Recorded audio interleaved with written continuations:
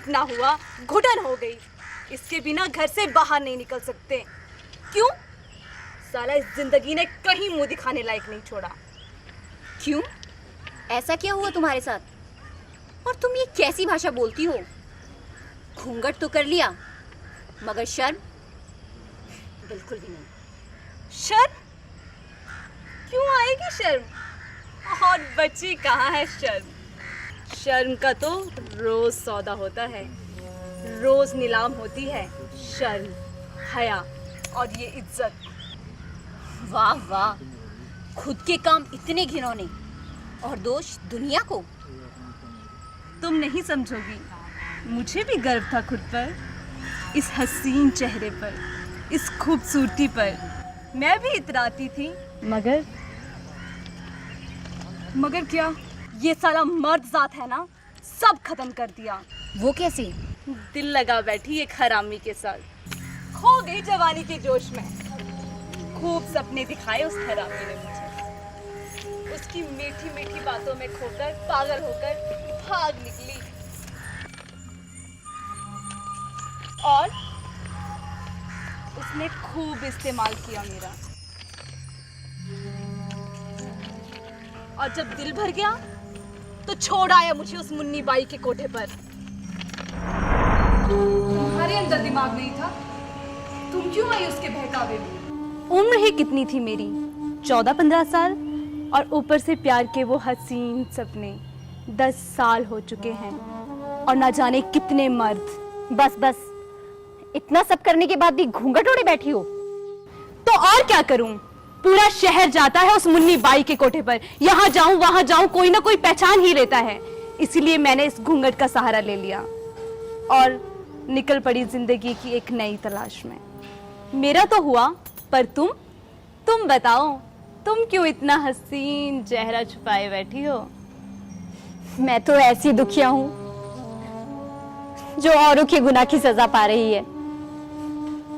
गुनाह कोई और करे और सजा कोई और भुगते। क्यों? ऐसा क्या हुआ था तुम्हारे साथ?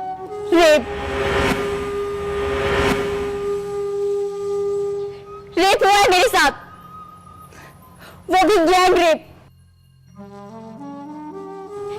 एक दो नहीं, पांच लोगों ने नोचा है मेरे शरीर को, वो भी एक हफ्ते तक। आज भी उनकी उंगलियों के निशान मेरे शरीर पर है। मुझे अपने शरीर से वो गंदी बदबू आती है।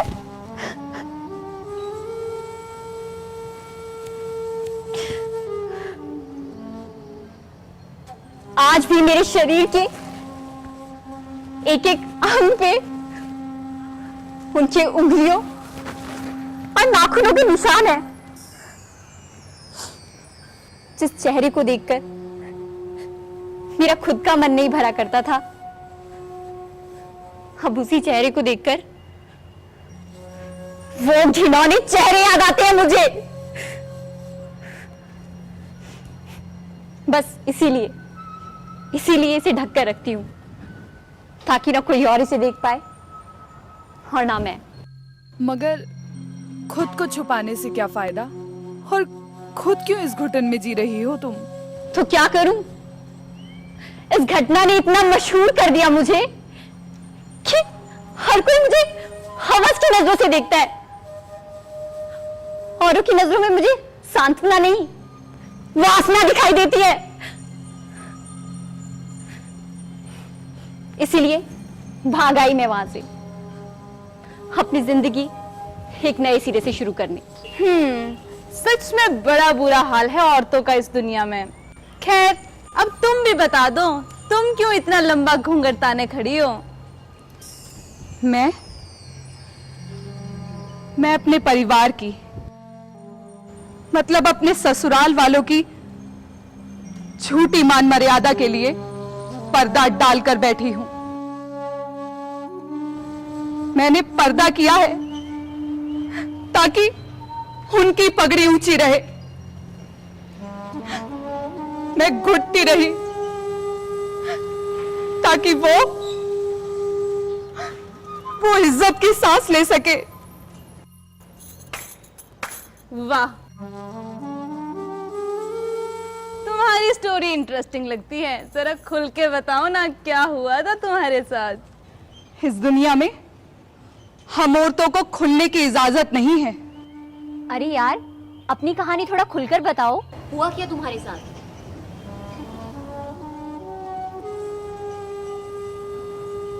बचपन में ही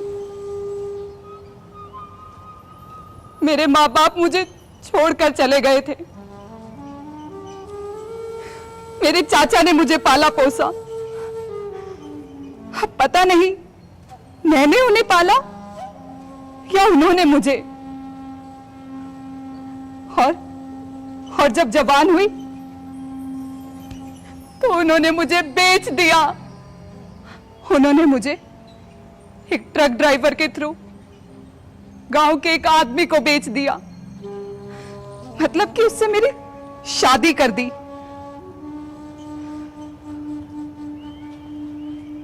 उम्र में मुझसे 2 गुना, शराबी, चरसी और पता नहीं क्या क्या ऐब।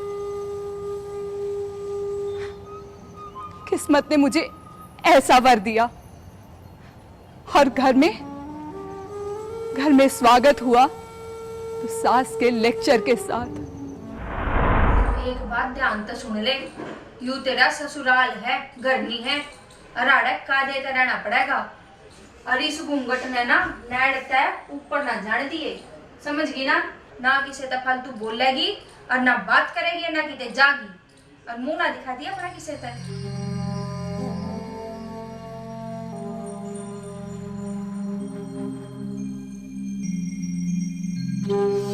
अरे काड़ू, एक बात तो सह, बहू तो सुथरी सह, पर एक बात ध्यान में रखनी पड़ेगी। इसके ना घने लाड़ न लड़ाइए, ना तुम्हारे सिर पर बैठ कर न नाचेगी। समझ गया ना? समझ गया मैं। तू जा, तो जा। ठीक सर।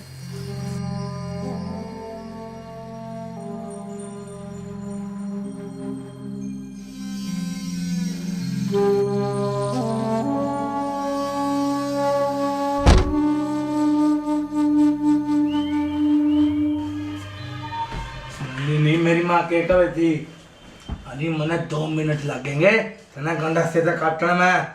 जी यहाँ तो उठा सकती हूँ घूंघट। यहाँ भी मैं उठाऊंगा तेरा घूंघट है। के बांस आवे या बांसते रोज जावेगी। उस रात के बाद जिंदगी जैसे नरक हो गई थी। वो दारू पीकर आता और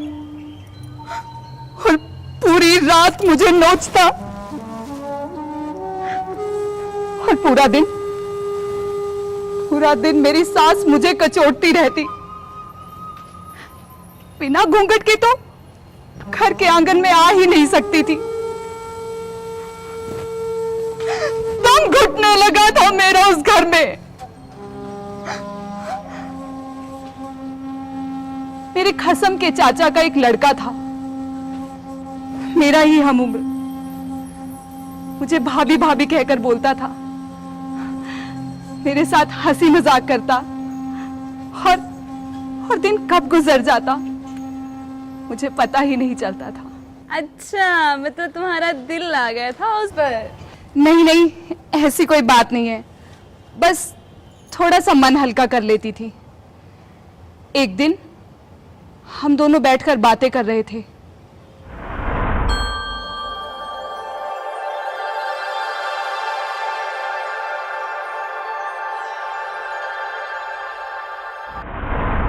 और अचानक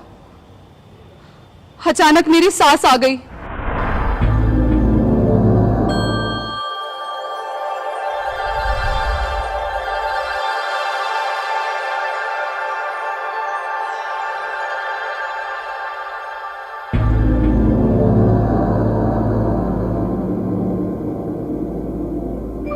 आए कुलच्छणी है की है यो? इस घूंघट ने कहा था ना कला रखी है? समझ नहीं आती तने? बना लिए ना यार, उड़ाई से गुल छर रही बे। नहीं माँ जी, ऐसा वैसा कुछ नहीं है। हम तो बस बात कर रहे ये थे। बात करो थे राम, तेरे टक्का ही थी ना किसे तो शक्ल दिखाओगे ना बात करेगी, नहीं आती तेरे समझ में। मैं बेवकूफ दिखू तने हैं, सारी समझू मैं। आन दे सांझ ने कल्लू ने ना तेरा चामू दे दिया ना मेरा नाम बदल दिए। नहीं माँ जी, नहीं माँ जी।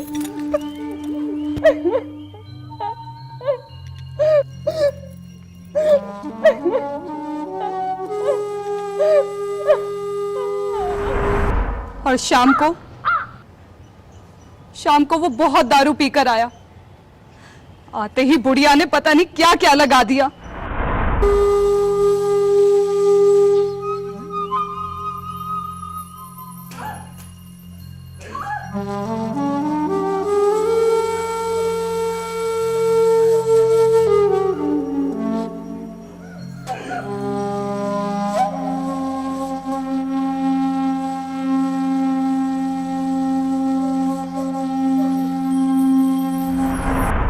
मेरा सारा शरीर नीला कर दिया।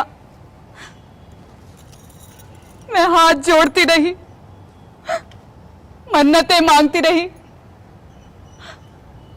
पर वो नहीं रुका और ना ही मेरी सास का दिल पसीजा। साला हरामी। और उसके बाद तो जैसे हर रोज तीसरे दिन यही कहानी होती। मेरी सास उसे रोज भड़काती और वो रोज दारू पीकर मेरी हड्डियां तोड़ता। मैं जैसे तैसे करके सहन करती रही, लेकिन एक दिन बबलू ने भी अपनी औकात दिखा दी। भाभी देख तू कितनी सुथरी है, जवान है, और मेरा भाई बुढ़ा शराबी मन बेरा है। तू इस घर में भाभी कदे खुश नहीं रह सकती, ना वह बुढ़ी ते न बसने देवे। चल तू मेरी गेल चल, इतने दूर चलेंगे, शहर में रवांगे, किसी ने बेरा भी नहीं पाटता है। बबलू, मेरा हाथ छोड़। पहले ही तेरी वजह से घर में कलेश हुआ पड़ा है। मैं तुझ पे कितना विश्वास करती थी, पर तूने मेरा सारा विश्वास तोड़ दिया। मैं हाथ जोड़ती हूँ तेरे आगे, चला जा यहाँ से। अरे आज तो मैं तन्ने अपनी बना कर रहूंगा। अरे आज तेरे मैं चले। माँ जी, पहले ये कहूँ थी हैं, भूल गई तू उस दिन की पिटाई ने। वैश्या रंडी तू, आन दे छोरे ने, आज सांझ ने फैसला होकर रहेगा हैं। याद कर लिया अपने उस राम ने।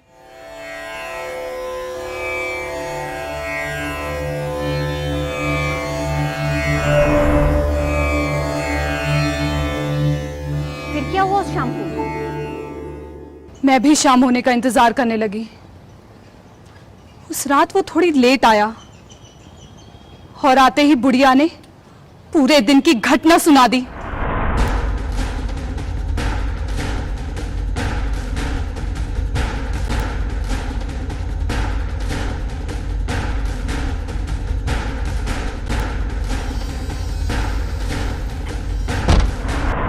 इससे पहले वो मुझ पर वार करता, मैंने जोरदार एक डंडा उसके सिर पर मार दिया। वो एक ही वार में गिर गया। पता नहीं बेहोश हुआ या मर गया।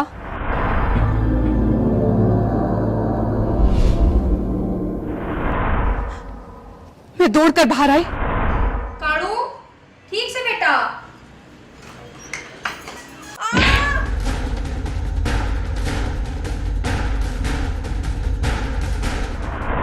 बुढ़िया एक ही वार में गिर गई और फिर मैं ऐसा भागी कि मैंने पीछे मुड़कर नहीं देखा। फिर अरे हाँ, अगर पुलिस तुझे ढूंढ रही होगी तो? ढूंढेगी कैसे?